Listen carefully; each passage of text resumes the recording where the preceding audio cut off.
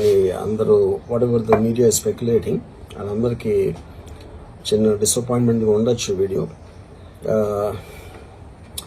ఇక్కడ పాయింట్ ఏంటంటే I just want explain the whole concept.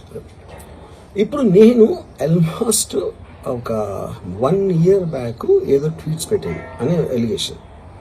ఆ ట్వీట్స్ ఎవరో మనోభావాలు దెబ్బతిన్నాయి.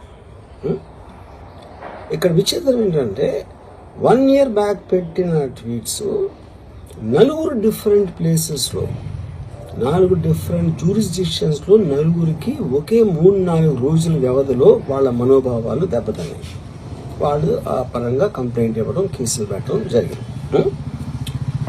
ఇక్కడ పాయింట్ 1, ఎవరి మీద అయితే నేను పెట్టానని వాళ్ళు చెప్తున్నారో వాళ్ళకి లేదు, ఎవరో థర్డ్ పార్టీ, అసలు సంబంధం లేనివాడు.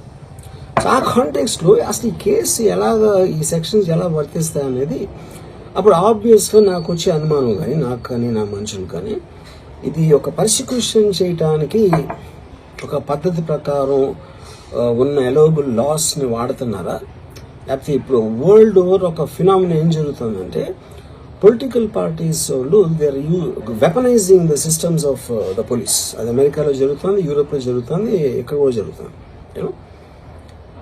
అప్పుడు నేను ఏ ఒక్క వ్యక్తిని, ఒక పోలీస్ ఆఫీసర్ని కానీ, ఒక పొలిటికల్ పర్సన్ కానీ నేను బ్లేమ్ చేయట్లా. I think it happens in certain ఒక ఏమంటారు దాన్ని, ఒక వే. అది అందరూ కూడా ఎంతో కొంత అది చేయటానికి టెంప్టేషన్ ఉండొచ్చు. But eventually there is the law of the land which will take the final call. So అది that I completely agree, believe in that and I abide by that as a citizen. So ఇప్పుడు ఇక్కడ జరిగింది ఏంటి, నాకు ఒక notice వచ్చింది, నేను ఒక రిప్లై ఇచ్చాను, ఫలానా తారీఖు నేను వస్తాను. అప్పటికి నాకు జరుగుతున్న పని ఒక ఆన్గోయింగ్ స్కెడ్యూల్ ఉంది కాబట్టి, నాకు ఫిల్మ్ వర్క్ ఉంది కాబట్టి అవ్వలేదు. అండ్ ఇట్ ఈస్ వేరే ప్రొడ్యూసర్కి చేస్తాను, ఆ ప్రొడ్యూసర్కి నష్టం వస్తుంది కాబట్టి నేను మళ్ళీ టైం అడిగాను. ఇదేంటి కేసు, ఇదేం అర్జెంట్ కేసు అంటే 1 year తర్వాత ట్వీట్ చూసిన అతనికి 1 weekలో అన్నీ అయిపోవాలనేది ఏమన్నా మీనింగ్ ఉంటుంది అసలు దానికి?